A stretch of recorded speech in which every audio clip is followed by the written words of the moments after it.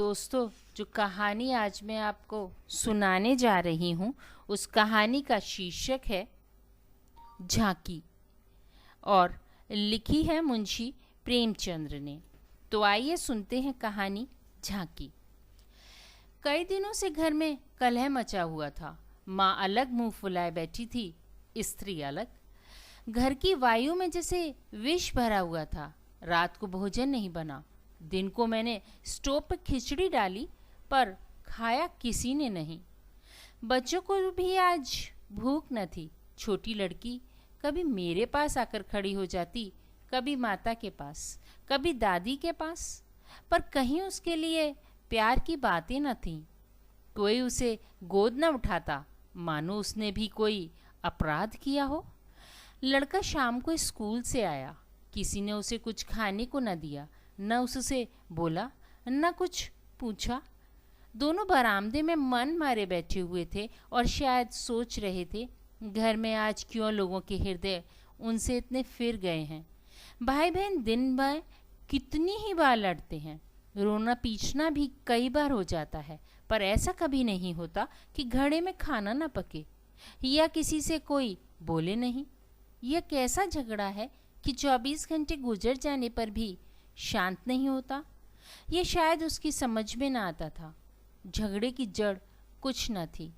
अम्मा ने मेरी बहन के घर तीज भेजने के लिए कुछ सामानों की सूची लिखाई। वह पत्नी जी को घर की स्थिति देखते हुए अधिक मालूम हुई। अम्मा खुद समझदार हैं। उन्होंने थोड़ी बहुत काट-छाँट कर दी थी, लेकिन पत्नी जी के विचार में और काट-छाँट होनी चाहिए थी। 5 साड़ियों की जगह 3 रहें तो क्या बुराई है। खिलौना इतने क्या होंगे, इतनी मिठाई की क्या ज़रूरत। उनका कहना था, जब रोजगार में कुछ नहीं मिलता, दैनिक कार्यों में खींचतान करनी पड़ती है, दूध घी के बजट में तकलीफ हो गई, तो फिर तीज में क्यों इतनी उदारता की जाए। पहले घर में दिया जलाकर तब मस्जिद में जलाते हैं। यह नहीं कि मस्जिद में तो दिया जला दें और घर में अंधेरा पड़ा रहे। इसी बात पर सास बहू में तकरार हो गई। फिर शाखाएं फूट निकली। बात कहाँ से कहाँ जा पहुंची। गड़े हुए मुर्दे उखाड़े गए। अन्योक्तियों की बारी आई। व्यंग का दौर शुरू हुआ और मौनालंकार पर समाप्त हो गया। मैं बड़े संकट में था।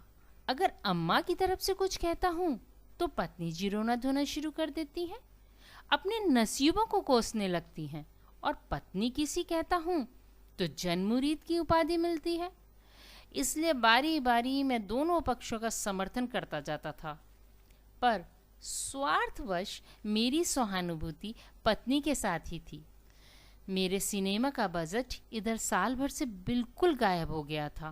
पान पत्ते के खर्च में भी कमी करनी पड़ती थी। बाजार की सैर बंद हो गई थी। खुलकर तो अम्मा से कुछ न कह सकता था, पर दिल में समझ रहा था, जाति इन्हीं की है। दुकान का यह हाल है कि कभी कभी भुनी भी नहीं होती। असामियों से टका वसूल नहीं होता, तो इन पुरानी लकीरों को पीट कर क्यों अपनी जान संकट में डाली जाए। बार बार गृहस्थी के जंजाल पर तबीयत झुंझलाती थी। घर में 3 तो प्राणी हैं और उनमें भी प्रेम भाव नहीं। ऐसी गृहस्थी में आग लगा देनी चाहिए। कभी कभी ऐसी सनक सवार हो जाती थी कि सब कुछ छोड़ छाड़ के कहीं भाग जाऊं। जब अपने सिर पड़ेगी तब इनको होश आएगा, तब मालूम होगा कि गृहस्थी कैसे चलती है। क्या जानता था कि यह विपत्ति झेलनी पड़ेगी। नहीं, विवाह का नाम ही नहीं लेता। तरह तरह के कुत्सित भाव मन में आ रहे थे। कोई बात नहीं, अम्मा मुझे परेशान करना चाहती हैं। बहू उनके पाँव नहीं दबाती, उनके सिर में तेल नहीं डालती, तो क्या इसमें मेरा दोष है। मैंने उसे मना तो नहीं कर दिया। मुझे तो सच्चा आनंद होगा यदि सास बहू में इतना प्रेम हो जाए, लेकिन यह मेरे बस की बात तो नहीं कि दोनों में प्रेम डाल दूं। अगर अम्मा ने अपनी सास की साड़ियाँ धोई हैं, उनके पाँव दबाए हैं, उनकी घुड़कियाँ खाई हैं, तो आज वह अपना पुराना हिसाब बहू से क्यों चुकाना चाहती हैं।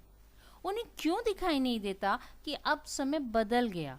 बहुएं अब भयवर सास की गुलामी नहीं करती। प्रेम से चाहे सिर के बाल नोच लें, लेकिन जो रौब दिखाकर उन पर शासन करना चाहा तो वह दिन लद गए। सारे शहर में जन्माष्टमी का उत्सव हो रहा था। मेरे घर में संग्राम छिड़ा हुआ था। संध्या हो गई थी पर सारा घर अंधेरे में पड़ा था। नहुसत छाई हुई थी। मुझे अपनी पत्नी पर क्रोध आया। लड़ती हो लड़ो, लेकिन घर में अंधेरा क्यों कर रखा है? जाकर कहा कि आज घर में चिराग न जलेंगे। पत्नी ने मुंह फुलाकर कहा, जला क्यों नहीं लेते? तुम्हारे हाथ नहीं हैं? मेरी देह में आग लग गई। बोला, तो क्या जब तुम्हारे चरण नहीं आए थे तब घर में चिराग न जलते थे? अम्मा ने आग को हवा दी। नहीं, तब सब लोग अंधेरे में ही पड़े रहते थे। पत्नी जी को अम्मा की इस टिप्पणी ने जामे से बाहर कर दिया।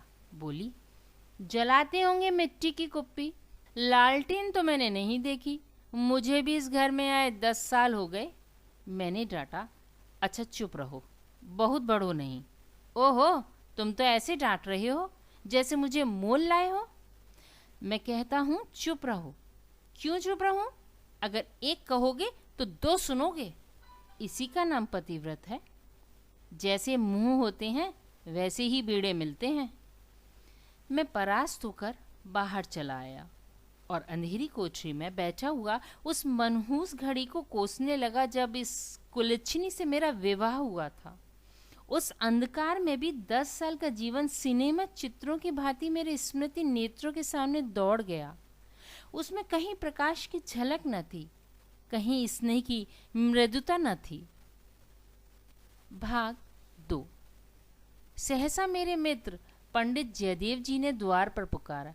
अरे, आज ये अंधेरा क्यों कर रखा है जी? कुछ सूझता ही नहीं। कहाँ हो? मैंने कोई जवाब न दिया। सोचा, यह आज कहाँ से आकर सिर पे सवार हो गए। जयदेव ने फिर पुकारा, अरे कहाँ हो भाई? बोलते क्यों नहीं? कोई घर में है या नहीं? कहीं से कोई जवाब न मिला। जयदेव ने द्वार को इतनी जोर से झंझोड़ा कि मुझे भय हुआ कहीं दरवाजा चौखट बाजू समेत गिर न पड़े। फिर भी मैं बोला नहीं। उनका आना खल रहा था। जयदेव चले गए। मैंने आराम की सांस ली। बारे शैतान टला, नहीं घंटों सिर खाता है। मगर 5 ही मिनट में फिर किसी के पैरों की आहट मिली और अब की टॉर्च के तीव्र प्रकाश से मेरा सारा कमरा भर उठा। जयदेव ने मुझे बैठे देखकर कौतूहल से पूछा, तुम कहाँ थे जी? घंटों चीखा, किसी ने जवाब तक न दिया। ये आज क्या मामला है? चिराग क्यों नहीं जले? मैंने बहाना किया। क्या जाने, मेरे सिर में दर्द था। दुकान से आकर लेटा तो नींद आ गई और सोए तो घोड़ा बेचकर, मुर्दों से शर्त लगाकर। हाँ यार, नींद आ गई। मगर घर में चिराग तो जलाना चाहिए, या उनका रिट्रेचमेंट कर दिया। आज घर में लोग व्रत से हैं, न हाथ खाली होगा। खैर चलो, कहीं झांकी देखने चलते हो। सेठ घूरे लाल के मंदिर में ऐसी झांकी बनी है कि देखते ही बनता है। ऐसे शीशे और बिजली के सामान सजाए हैं कि आंखें झपक उठती हैं। अशोक स्तंभ पे लाल, हरी, नीली बत्तियों की अनोखी बहार है।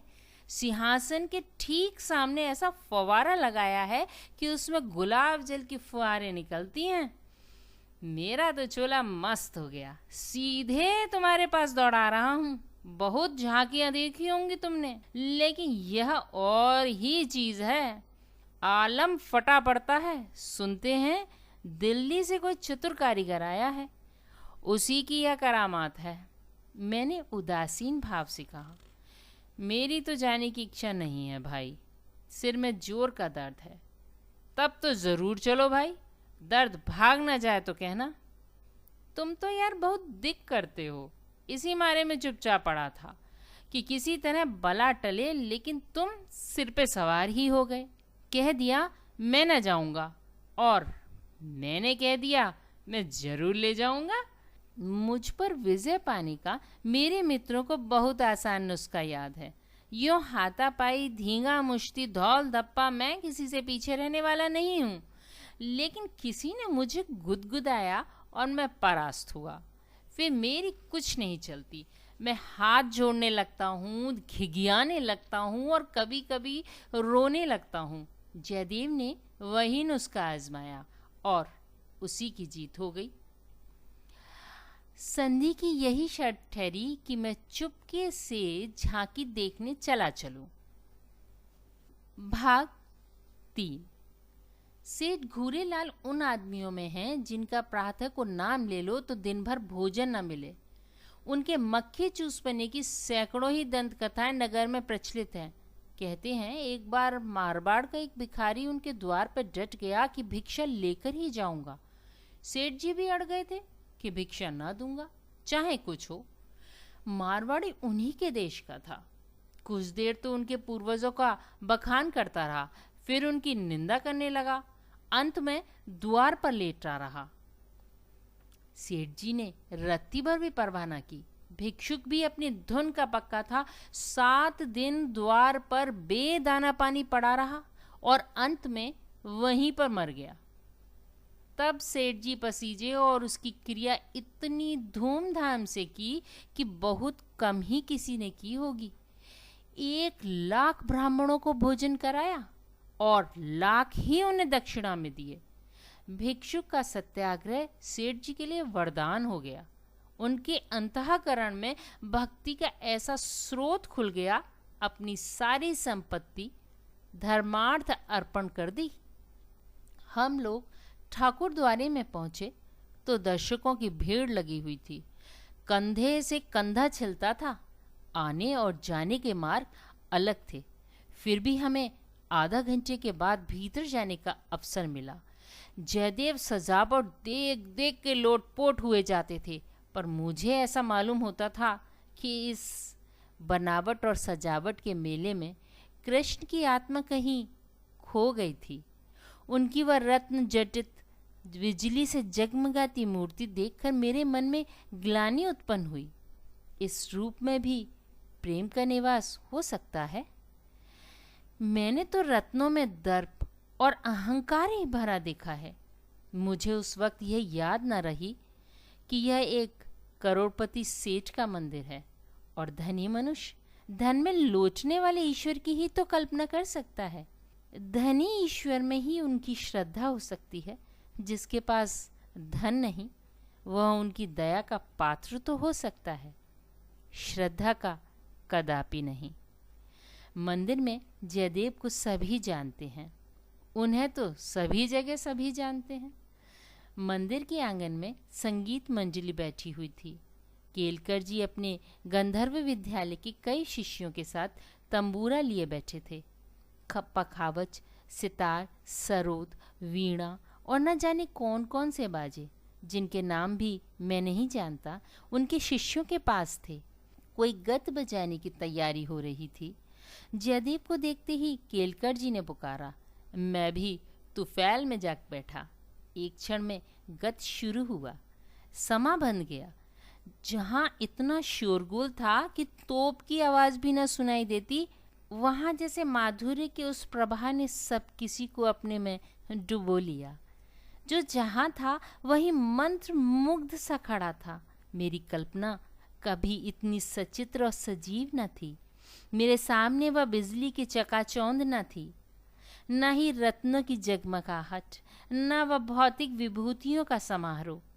मेरे सामने वही यमुना का तट था, गुल्म लताओं का घूंघट मुंह पे डाले हुए।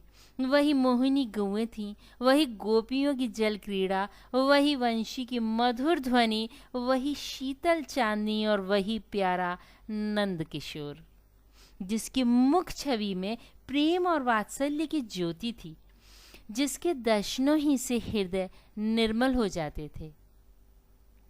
भाग 4।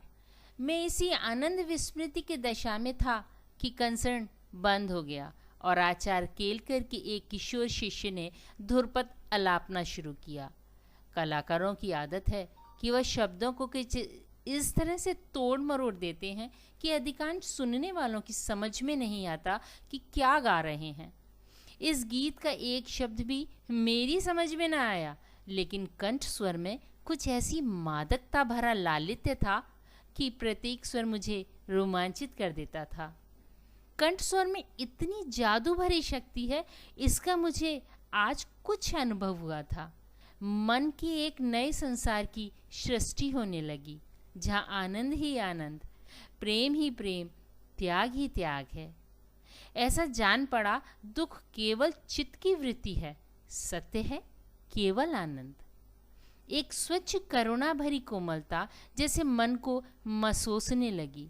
ऐसी भावना मन में उठी कि वह जितने सज्जन बैठे हुए थे सब मेरे अपने हैं, अभिन्न हैं। फिर अतीत के गर्भ में मेरे भाई की स्मृति मूर्ति निकल आई। मेरा छोटा भाई बहुत दिन हुए मुझसे लड़कर घर की जमा जत्था लेकर रंगून भाग गया था और वहीं उसका देहांत हो गया था। उसके पाश्विक व्यवहारों की याद करके मैं उन्मुख हो उठता था। उसे जीता पा जाता तो शायद उसका खून पी जाता, पर इस समय उस स्मृति मूर्ति को देखकर मेरा मन जैसे मुखरित हो उठा। मैं उसे आलिंगन करने के लिए व्याकुल हो गया। उसने मेरे साथ, मेरी पत्नी के साथ, माता के साथ, मेरे बच्चों के साथ जो जो कटु, नीच, घृणास्पद व्यवहार किए थे, वह सब मुझे भूल गए। मन में केवल यही भावना थी, मेरा भाई कितना दुखी है। मुझे इस भाई के प्रति कभी इतनी ममता न हुई थी। फिर तो मन की वह दशा हो गई जिसे विहलता कह सकते हैं। शत्रु भाव जैसे मन से मिट गया हो। जिन जिन प्राणियों से मेरा वैर भाव था, जिनसे गाली गलौच, मार पीट, मुकदमेबाजी सब कुछ हो चुकी थी, वह सभी जैसे मेरे गले में लिपट लिपट कर हंस रहे थे। फिर विद्या, पत्नी की मूर्ति मेरे सामने आ खड़ी हुई। वह मूर्ति जिसे 10 साल पहले मैंने देखा था। उन आँखों में वही विकल कंपन था, वही संदिग्ध विश्वास, कपोलों पर वही लज्जा लाजिमा, जैसे प्रेम के सरोवर से निकला हुआ कोई कमल पुष्प हो। वही अनुराग, वही आवेश, वही उन्माद, वही याचना से भरी उत्सुकता एक बार फिर मेरे हृदय में जाग उठी। मधुर स्मृतियों का जैसे स्रोत सा खुल गया। जी ऐसा तड़पा कि इसी समय जाकर विद्या के चरणों पर सिर रगड़ कर रोऊं और रोते रोते बेसुध हो जाऊं। मेरी आंखें सजल हो गईं। मेरे मुंह से जो कटु शब्द निकले थे, वह सब जैसे मेरे ही हृदय में गड़ने लगे। इसी दशा में जैसे ममताबाई माता ने आकर मुझे गोद में उठा लिया। बालपन में जिस वात्सल्य का आनंद उठाने की मुझ में शक्ति ना थी, वह आनंद आज मैंने उठाया। गाना बंद हो गया। सब लोग उठ उठकर जाने लगे। मैं कल्पना सागर में ही डूबा बैठा रहा। सहसा जयदेव ने पुकारा, चलते हो या बैठे ही रहोगे? बस इतनी सी ही कहानी थी, कहानी झांकी। आपको मेरा कहानी सुनाने का ढंग अच्छा लगा हो तो please subscribe, like and share my channel. Thank you.